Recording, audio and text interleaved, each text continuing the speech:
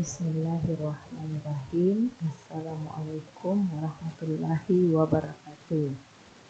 Rabbi zidni ilman warzuqni fahma, Rabbi shrah li sadri wa yassir li amri wahlul 'uqdatam min lisani yafqahu qawli. Subhanaka la ilma lana illa ma 'allamtana innaka antal alimul hakim. Alhamdulillah, kita ketemu lagi di pembelajaran umum gizi. Kita berada di KD 3.2, yaitu zat gizi sumber zat pembangun. Materinya adalah protein.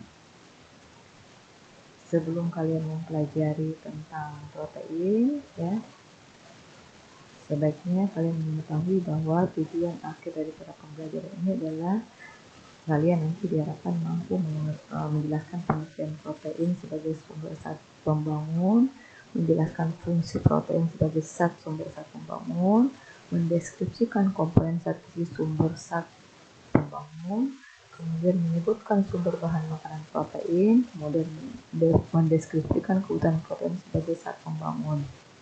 Kemudian yang terakhir adalah kalian dapat mendeskripsikan efek kekurangan dan kelebihan protein sebagai zat pembangun.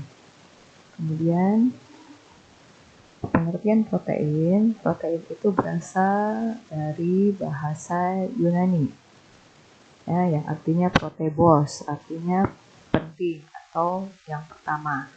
Kenapa? Karena protein ini penting untuk proses pertumbuhan manusia dan sel hidup, di mana selain untuk mempertahankan tubuh, ya, juga protein sebagai sumber zat pembangun dan sumber energi.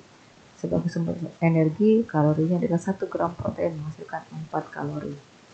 Protein sebagai zat pembangun, pertama itu membangun diri dalam rahim ibu, ya, jadi janin yang bertumbuh, kemudian terus tumbuh menjadi lebih besar dan lebih kuat lagi pada saat dari bayi sampai anak-anak, kemudian berubah dari anak-anak menjadi orang dewasa. Kemudian zat pembangun juga membantu menjaga dan menyembuhkan diri sendiri dari luka dan pertahanan virus. Kemudian fungsi dari protein sebagai sumber zat pembangun adalah ada 9 fungsi bagi manusia. Protein itu pertama adalah membangun sel-sel jaringan tubuh manusia, ya, dari tumbuh dalam rahim kemudian sampai nanti bisa menjadi orang dewasa itu karena pertumbuhan sel-sel jaringan. Mengganti sel-sel tubuh yang rusak atau awos, ya, pada saat kita sakit atau pada saat kita stres, ya. Ini banyak jaringan sel-sel tubuh kita yang rusak. Menjaga keseimbangan asam basa pada cairan tubuh, ya, dalam tubuh kita asam dan basa tubuh kita harus terjaga keseimbangannya. Kalau tidak, maka mudah sekali terjadi penyakit. Kemudian protein juga sebagai zat penghasil energi, ya, dalam 1 gramnya menghasilkan 4 kalori. Protein merupakan bahan pembentuk jaringan baru yang selalu terjadi dalam tubuh, ya. Jadi setiap masa pertumbuhan dari bayi, dari janin sampai anak remaja itu banyak sekali terjadi proses pembentukan jaringan tubuh. Kemudian protein juga mengganti jaringan tubuh yang telah rusak, yang perlu dirombak kembali sehingga terbentuk jaringan yang baru. Ini pada saat kita terluka, ya. Kemudian untuk membentuk jaringan yang baru dan mempertahankan jaringan yang telah ada. Nah, jaringan yang baru itu adalah pada saat kita sakit, ya, atau pada saat kita orang-orang telah anak-anak sampai remaja bertumbuh, itu pembentukan jaringan baru. Mempertahankan jaringan telah ada pada saat usia dewasa, ya, di mana tidak ada lagi pertumbuhan. Jadi tinggal mempertahankan jaringan-jaringan tubuh kita yang masih berfungsi. Kemudian yang berikutnya adalah bahan pembentuk membran sel yang dapat membentuk jaringan pengikat, misalnya kolagen dan elastin. Kolagen yang ada di kulit kita, kemudian kulit kita akan jadi lebih elastis, ya, itu karena adanya pembentukan jaringan ikat dari protein. Kemudian pembentuk protein yang inner, ya, pembentuk protein itu adalah yang ada pada rambut dan kuku, ya, yang bisa tumbuh pada saat kita pendekkan, dia akan tumbuh lagi. Kemudian fungsi berikutnya sebagai enzim, ya, sebagai enzim dalam proses pencernaan kita, kemudian sebagai plasma dalam darah, kemudian membentuk antibodi pada tubuh kita, kita dapat berfungsi sebagai bagian dari sel yang bergerak, dari mempertahankan kekuatan otot. Komponen pembentuk protein. Komponen pembentuk protein itu adalah terbentuk asam amino, ya, kemudian karbon, hidrogen, oksigen, dan nitrogen. Nitrogen ini adalah zat yang tidak dimiliki oleh lemak dan protein, adanya hanya pada protein. Protein juga mengandung fosfor, belerang, kemudian logam-logam yang lain adalah besi dan tembaga. Ini struktur dari protein. Jadi unsur struktur protein itu adalah asam amino, karbon, hidrogen, oksigen, nitrogen, kemudian fosfor, belerang, kemudian besi dan tembaga. Asam amino ini adalah bagian terkecil dari struktur protein, di mana asam amino ini adalah protein yang didapatkan dari makanan yang masuk ke dalam tubuh, kemudian membentuk kumpulan-kumpulan asam amino. Ya, sebagai bentuk yang paling sederhana dari protein itu adalah bentuknya adalah asam amino. Inilah nanti yang akan diserap oleh tubuh untuk menjalankan fungsinya sebagai zat pembangun. Sehingga untuk protein fungsinya itu sama dengan fungsi asam amino. Apa saja fungsinya? Ya, membantu segala proses pertumbuhan di tubuh kita. Ya, tadi ilustrasi kita seorang janin yang tumbuh sampai usia remaja. Memperbaiki jaringan tubuh pada saat kita sakit, menjaga keseimbangan cairan tubuh. Ya, cairan tubuh kita tidak boleh terlalu asam, tidak boleh terlalu basah. Menjaga suasana asam basah dalam tubuh kita. Ya. Jadi cairan ini cairan elektrolit, menjaga cairan asam cairan tubuh, cairan elektrolit tubuh kita. Ya. Jangan sampai kita punya dehidrasi, tidak asam basah, supaya tubuh kita, sel-sel tubuh kita bisa bekerja dengan sempurna. Membentuk hormon, ya, hormon tiroid itu hormon yang mengatur suhu tubuh kita, kemudian insulin, ya, insulin untuk proses pencernaan makanan, merubah glukosa, kemudian masuk ke dalam darah. Kemudian berikutnya membentuk enzim. Enzim ini adalah molekul dari protein yang berfungsi sebagai katalis, alias sebagai perantara. Ya, jadi makanan itu masuk ke dalam darah itu karena dibantu dari enzim. Membentuk neurotransmitter. Neurotransmitter ini adalah senyawa kimia yang ada di otak. Ya, fungsinya untuk supaya kita otak kita gampang memberikan sinyal bahwa kita sedang belajar, kita sedang sehat. Itu semuanya sinyal dari otak. Kapan kita mau makan, kapan kita lapar, kapan kita sakit.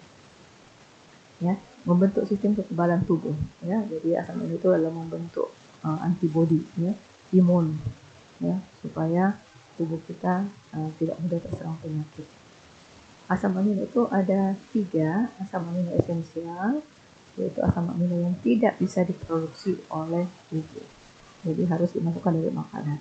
Kemudian asam amino non esensial, asam amino yang dapat diproduksi oleh tubuh. Ya, jadi kalau tubuh tidak mendapatkan dari luar tidak masalah, karena tubuh bisa memproduksi sendiri. Tubuh tidak dapat diproduksi maksudnya. Yang asam amino tidak dapat diproduksi, yang esensial itu yang bisa diproduksi, yang tidak bisa diproduksi oleh tubuh. Ya. Kemudian kalau yang esensial yang dapat diproduksi.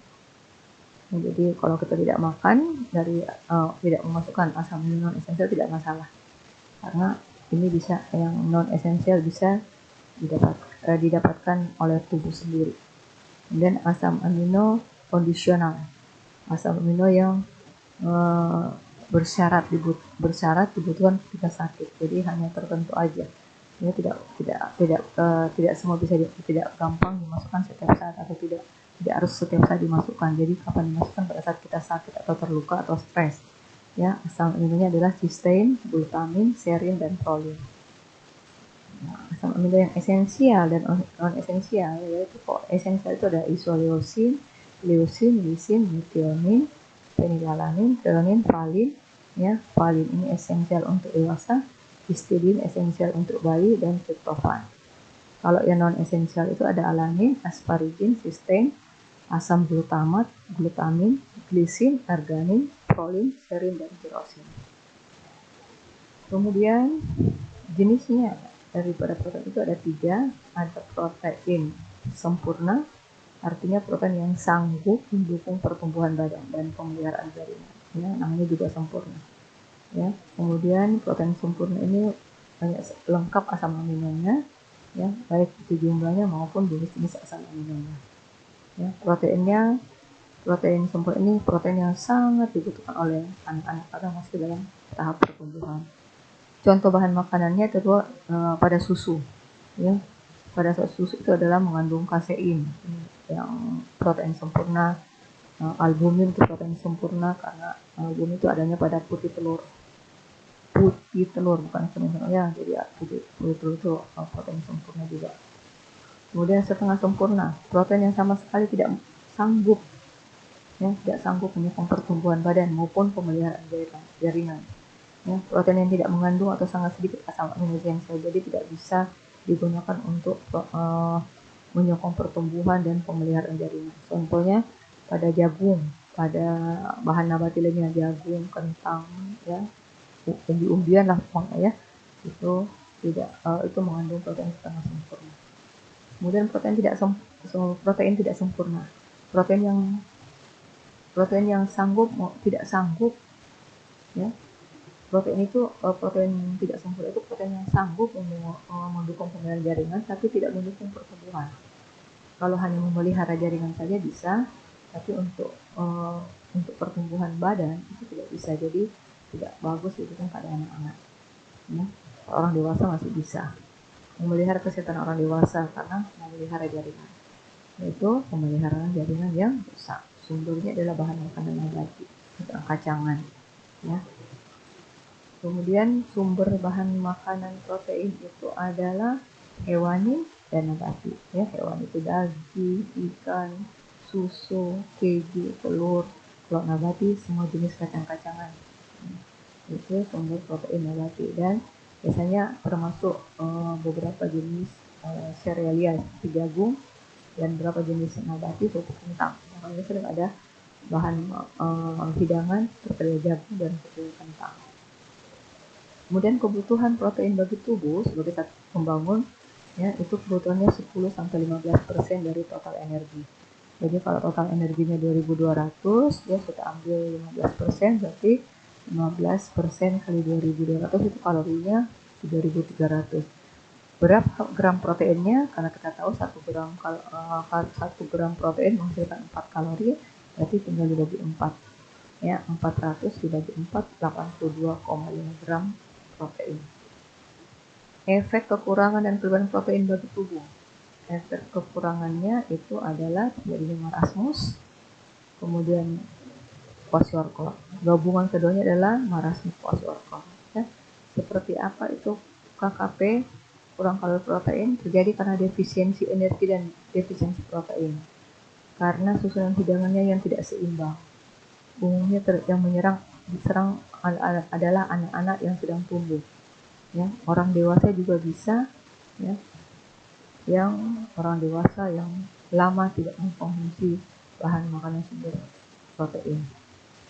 Kemudian kekurangan karbohidrat itu juga bisa mengakibatkan kebutuhan karbohidrat dibarengi dengan kebutuhan protein yang meningkat, akibatnya dua-duanya kekurangan energi dalam tubuh. Karbohidrat juga tidak ada, kemudian kebutuhan protein untuk pertumbuhan juga jatahnya berkurang karena digunakan sebagai kebutuhan energi. Artinya dua-duanya berkurang. Ini bisa menyebabkan KKP. Kemudian menyerang anak yang sedang tumbuh pesat, usia balita umumnya, ya. Tanda-tandanya anaknya kurus, ya, kita lihat tadi kurus, hanya tinggal kulit pembalut tulang, muka yang kurus seperti orang tua, kulit yang dekat pangkatnya juga berlipat-lipat, ya, seperti ini.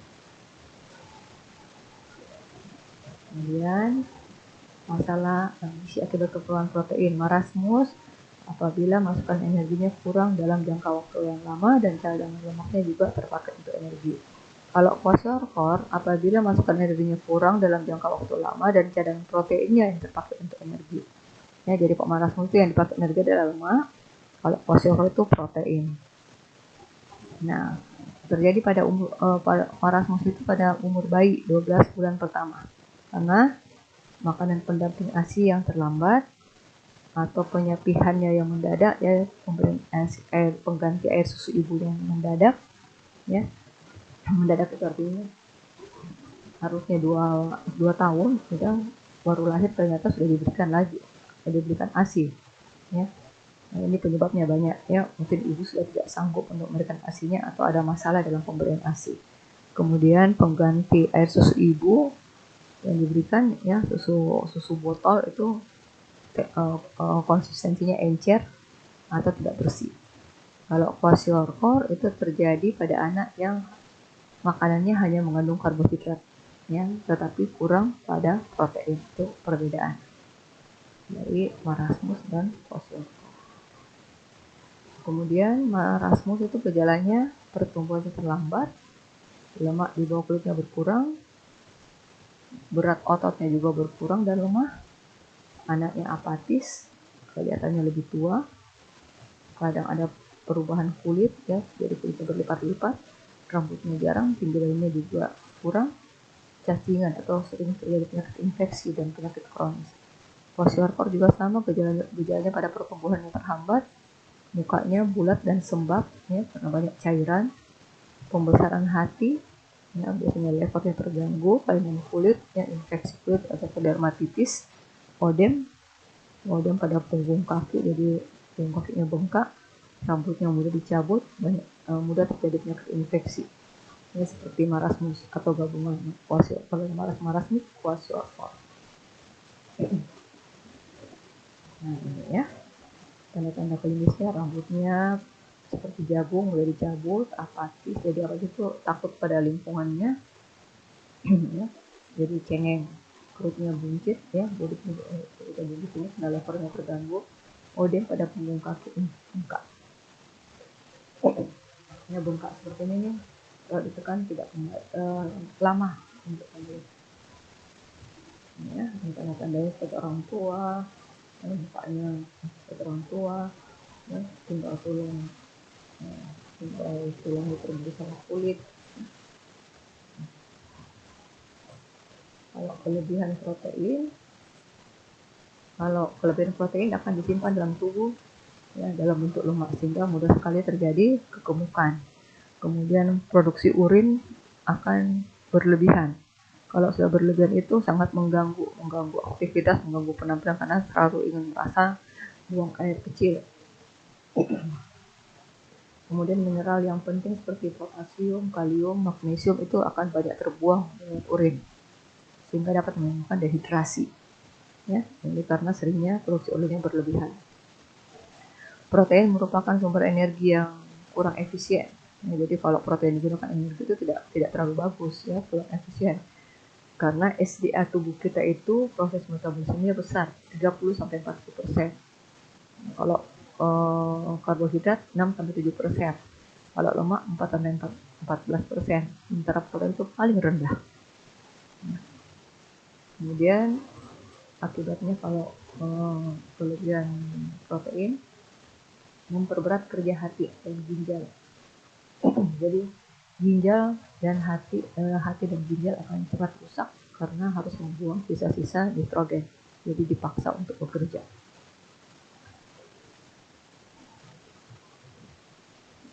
Kemudian kelebihan protein tidak menguntungkan bagi tubuh, ya. Makanan yang tinggi protein biasanya tinggi lemak, sehingga otomatis akan menyebabkan obesitas. Kelebihan protein mengganggu metabolisme protein di dalam hati. Ginjal juga akan terganggu karena metabolisme proteinnya yang tidak terpakai itu banyak sekali terbuang lewat ginjal. Kalau kadar protein terlalu tinggi, ya, menyebabkan orang sering membuang urin, ya, buang air kecil, sehingga kalsiumnya banyak yang keluar. Nah, akibatnya akan terjadi osteoporosis atau penyakit perapuhan tulang. Protein itu adalah membentuk asam. Nah, kalau kelebihan asam dalam tubuh kita, itu akan meningkatkan keasaman dalam darah, ya, dalam darah dan jaringan, sehingga terjadi asidosis. Ya, kalau asidosis terjadi biasanya perut terganggu, ya, gampang sakit mah, yang mudah sembeli. Nah, ini kelebihan protein, ya, kalau anak-anak itu pipinya tumbuh seperti ini, ya, ini karena kelebihan protein, ya, dari susunya, dari makanannya, atau masih kecil diajak ngemil, orang dewasa seperti ini, ya, banyak kulitnya itu di bagian lengan itu banyak menumpuk lemak. Ginjal juga mudah rusak. Kemudian terjadi asam urat. Asam urat itu karena penumpukan protein di dalam pembuluh darah. Kalau bukan penyakit rematik, kalau rematik itu di tulang, kalau ini di pembuluh darah. Tugas ini gizi untuk KD3.2 ini adalah kalian cukup membaca dan mempelajari materi yang akan nanti share di Google Classroom. Hanya membaca dan mempelajari, tidak usah melakukan apa-apa, baca saja. Kalau sudah selesai dibaca, selesai baca lagi terus sampai kamu paham itu KD3.2. Mau direpot, mau membuat catatan-catatan kecil boleh, tapi tidak di-share di grup. Cukup di-share di pikiranmu sendiri. Oke. Nah, kata bijaknya, kalau kita sehat itu banyak sekali harapan, banyak sekali cita-cita, banyak sekali rencana. Tapi kalau kita sakit, harapan kita hanya satu, sembuh atau kalau mau sembuh berarti makan. Kalau tidak mau sembuh berarti siap untuk mati. Tidak mau sembuh siap untuk mati. Tidak usah makan, tidak usah memperhatikan makanan yang masuk ke tubuh kita, ya, karena sehat itu mahal. Sehat itu adalah milik kita, ya. Oke, itu saja penyampaian materi ini, ya. Silahkan dipelajari lagi dan dibaca lagi. Mudah-mudahan kalian paham, ya. Syukur tidak paham supaya tetap mau bertanya dan tetap mau belajar. Kalau banyak manfaatnya materi ini, ya, itu semata karena kekuasaan Allah Subhanahu wa Ta'ala. Ini kekurangan, ya, itu adalah kehilangan ibu sebagai manusia. Terima kasih. Assalamualaikum warahmatullahi wabarakatuh.